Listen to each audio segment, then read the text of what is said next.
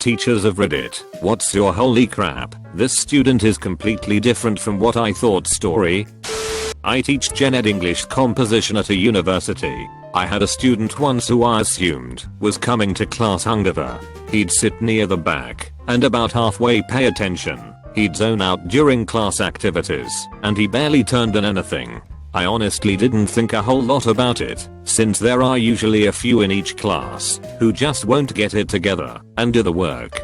One day he shows up in my office hours and he's looking rough as hell. He tells me that he is addicted to heroin and wants to get clean, but his dad has told him he either has to enroll in college or get a job if he wants to live at home.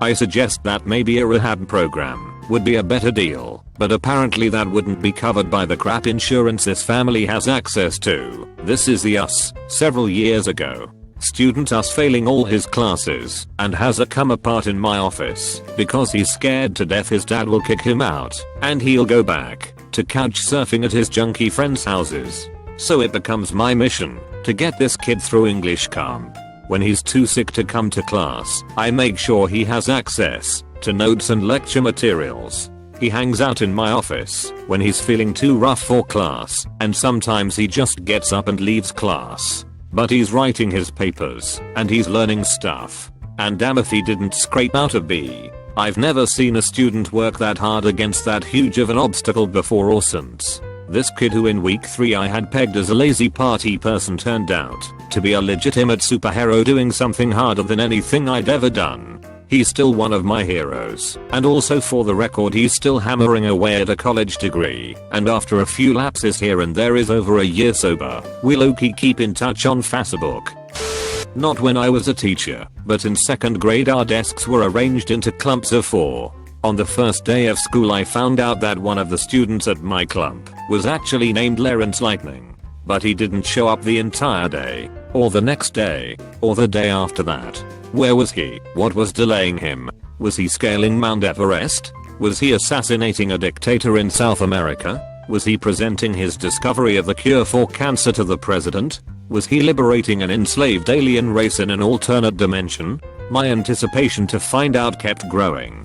He finally came to school at the start of week 2. He was just a generic looking fat kid. He had missed the first few days of school because he was visiting family in Oklahoma. I was very disappointed. I work at a school where there is definitely a group of redneck kids who all drive big loud trucks, wear giant belt buckles, and who miss school for hunting and fishing. It's not too surprising to me when some of these kids don't really have interest in reading novels and writing poetry and essays, so I at least always try to steer these kids towards writing about and researching things they would be interested in, like how hunters positively influence conservation and the benefits of getting into the trades. Generally, their writing skills aren't great when they manage to turn papers in at all. Last year I had a kid we'll call Cody. Cody was one of these kids, and he made absolutely no bones about not liking English class and writing.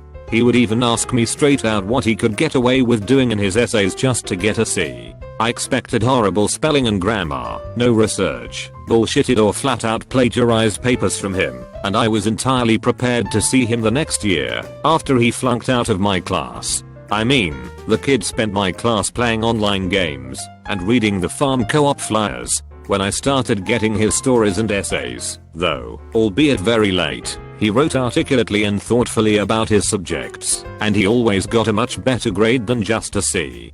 For example, he wrote a detailed and very original paper about the American dream and the characters in Of Mice and Men, but also how the book can inform modern society about how the dream has changed and how we can live our version of it. Even now when I see Cody, he always says hi to me and pokes fun at me because we both know that, even though he didn't like it, I can at least poke fun that he turned out to be good at English class. I still make sure to tell him that he shouldn't sell himself short or take the easy way just because it's easy. I make sure Cody knows that he has talent that others might not see because of the snap judgments like I had made.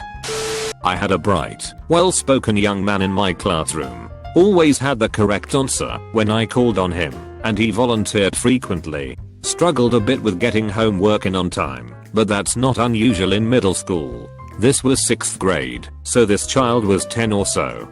from a different district and a black male. First test comes around, and he is really struggling. Now, I know this kid knows the information. He is always participating in class. Finally, he comes up to me and said, and I quote, "Mrs. I'm finding this test rather difficult to read." Fortunately, I had several students who were oral testing, and I let him go in the other room and have his test read to him. I recommended him for testing. He had been skating by 4 years and could not read on even a first grade level. Just smart and a very verbal learner. Severe dyslexia. Went through the program in record time, was reading almost at grade level by the end of the year. 5th child in his family, name was Quintus. 6th grade, and this had never been addressed in his previous classes. He wasn't reading at a first grade level. I think the fact that he was able to answer the questions, plus being a black male, caused people to overlook his problems for so many years. He graduated with honors, but I don't know what happened to him, though I often wonder. This is a bit more general than what you wanted, but it doesn't take long to get an idea of who seems bright and who doesn't. A few weeks at most. I have about 200 students in 8 different classes. At exam time, my guesses are usually about 90% correct. But every exam there are 2 kinds of surprise students. Those that are unexpectedly clever. These kids knew all the stuff anyway, but just didn't put up their hands or volunteer information. It could be a personality thing. Maybe they're not that social. Maybe they're shy. Maybe they feel like answering too much would look egotistical. Who knows? But they turn out to be just as smart, and sometimes smarter, than the ones who put their hands up all the time. B. Those who are unexpectedly stupid. These are kids who've maybe been taught by mummy and daddy to put their hands up, or did it because all the class was doing it, and they don't want to look stupid, or whatever, and they appeared to know the answers. But in fact, were just copying whatever the smartest child in their group whispered to them. I remember one boy who made me laugh a bit.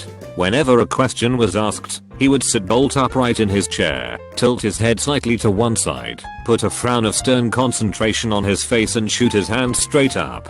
But when asked, he never actually knew the answer. He just wanted to look like he did. This made me pretty curious, so I was interested in meeting his parents. I eventually did meet his mother, who was a teacher herself. Without realizing it, she had trained him to have the appearance of paying attention and knowing what was going on. But in fact he never did. I think he just wasn't up to her intellectual expectations, so he learned to fake it. She was convinced he was the smartest boy in the class when he was at the bottom, if not the very lowest. How do you tell someone what they've done? You've trained your son to give the impression of being smart without actually being so. You don't. I spoke to his teacher next year, and he had exactly the same impression. I had a student who was an issue from 6th grade on. Suspended constantly for fighting, made his 7th grade science teacher cry repeatedly, so on. His reputation preceded him when he entered my classroom, but he actually turned out to be incredibly bright, if not a little hyperactive. We worked with his hyperactivity. I learned not to admonish him for getting up to walk around the room out of turn, and he ended up not only being one of my best students, but tested into honors. It turned out he had a lot of home life issues and he mostly used his behavior as a shield, but he was bright in ways you don't usually see in 8th graders. He could easily connect texts to real world relevance, and was able to discuss current events at an almost adult level. I've had a couple of younger siblings who have been completely different from their older siblings. The most extreme was a boy named Joe. Joe had 3 older brothers who were always in trouble for something. I had 2 of the older brothers, and whenever their mum or dad would get called in, they would blame the school and insist that their boys could do no wrong. One of them destroyed the computer room because his girlfriend broke up with him. These kids were out of control. Anyway, I see Joe's last name and automatically knew that he was related to these boys. I thought I was going to be in for another long year, but as it turns out, Joe was well behaved. He rarely missed a homework assignment and often contributed to class discussion. I never had an issue with him. Instead of destroying the school, Joe participated in the school play. He wasn't an outstanding student, but he got good grades in my class. It's really interesting to see how siblings can be so different from each other. I have 2 sons, so I try not to judge a kid based on how their older sibling was, but it's hard not to sometimes. Had a kid transferred to us after an expulsion. Autistic, had punched his previous teacher in the face. I had various meeting and training courses to prepare for this kid, learned calming techniques, anger management, physical restraint, etc etc. First day in, and I'm feeling nervous, but it quickly turned out he was the nicest kid you've ever met. Bright as a button, helpful, funny, just a lovely kid to be around. It took a few weeks before he started talking about his previous school. Turns out the teacher was an abusive bitch, used to make fun of him because of his very mild autism, tried to trip him up in front of his peers. I would have punched her too. Had a super confident kid in my adult ESL class. He knew the answers and went out of his way to demonstrate his fine English skills. He really excelled, and he wanted everyone to know. He wasn't super arrogant, but he bordered on being annoying. So, he is going back home to Saudi Arabia, and I noticed that he had bought his father 2 $1,000 watches. I joked that one watch would probably be enough, and all his confidence melted away as he told me how his father ignored him. He said that his father didn't even say goodbye when he left for the US. In fact, he made jokes and called him a liar. He needed the watches to get his father's attention because his dad had married his 4th wife and was more interested in the new wife and kids. His dad had something like 20 kids. I thought he was going to cry. He said that he would never have more than 1 wife and his kids would know that they are loved. Poor kid. I had a kid 1 year who was on the average low side academically, got in a bit of trouble, but nothing awful, and could be a middling pain in the ass on a regular basis. The kind of kid that just doesn't shine in a school setting. Anyway, my class did this project, and we had a long, bored line of parents waiting for something. The parents were getting restless and frustrated, and I felt terrible that I hadn't set it up better. This kid, aged 8, just started working the line. Hey, Mr. So-and-so, you coaching baseball this year? How's your team doing? Mrs.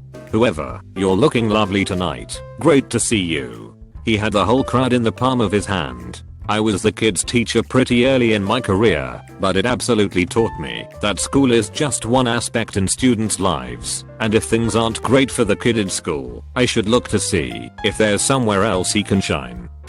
I had a student 1 year who was a very proud lesbian and was never afraid to share with the class how disgusting men were to her and how not attracted she was to men. One day, another teacher frantically ran into my room stammering, crying, and pale as a ghost. I was terrified because I thought one of her kids was hurt, someone died, something horrible happened. Well, something traumatic had indeed happened. She walked in on a lesbian student having sex in the art room with a young man. Needless to say, that was surprising to many of us, and not at all what we expected.